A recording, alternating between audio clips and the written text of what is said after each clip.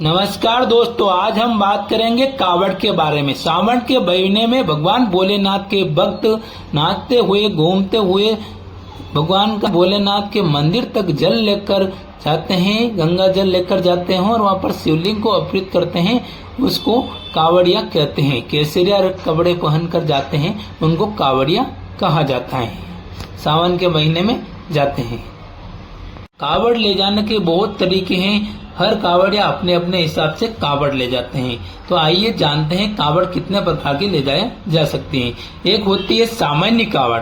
सामान्य कावड़ के अंदर कहीं पर भी रुककर अपनी कावड़ को रखकर कहीं पर भी बैठकर रेस्ट कर सकते हैं। चाय नाश्ता कॉफी आराम से कर सकते हैं। उसको सामान्य कावड़ कहते हैं।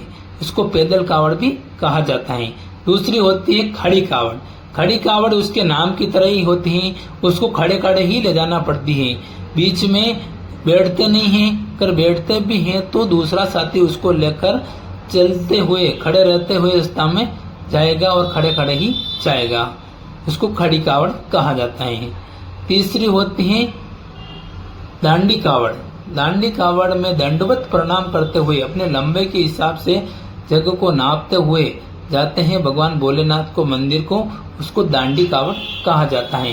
यह सबसे कठिन कावड़ होती है। इस कावड़ के अंदर सबसे ज्यादा टाइम लगता है।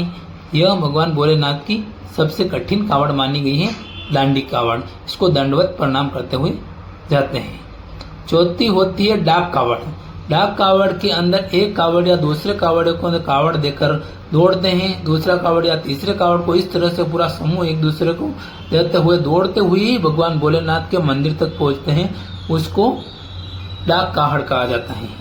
जैसे एक डाकिया दूसरे डाकिया को डालता है, डाक दूसरा तीसरे को, इसी तरह इस कावड़ जाती है। इसको डाक कावड़ कहते हैं। पीछे जो कावड़िया रहते हैं उनको मोटरसाइकिल की सहायता से आगे पहुंचाया जाता है।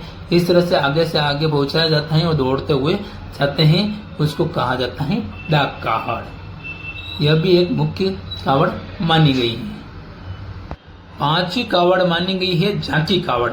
झांकी के अंदर जुलूस निकालते हुए कावड़िए एक समूह के साथ भजन कीर्तन करते हुए आनंद लेते हुए जाते हैं।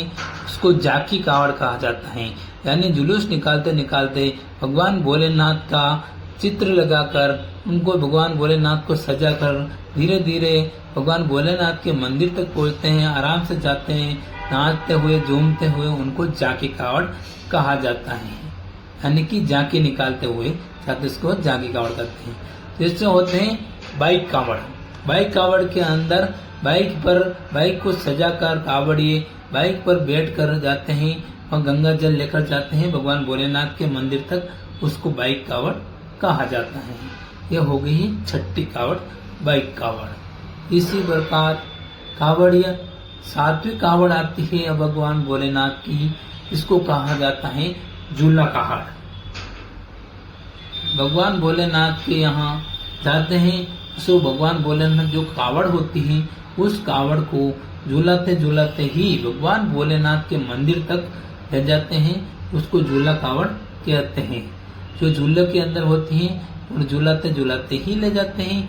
उसको झूला कावड़ कहा जाता है। कहा जाता है कि रोकने पर ही इसको झुलाए ही जाता है, इसीलिए उसको झूला कावड़ कहा जाता है।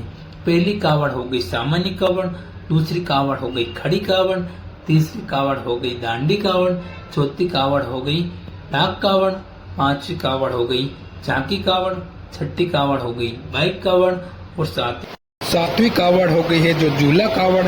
कहा जाता है कि भगवान भोलेनाथ के यहाँ कावड़ की यात्रा करने से मनोकामनाएं पूरी होती हैं।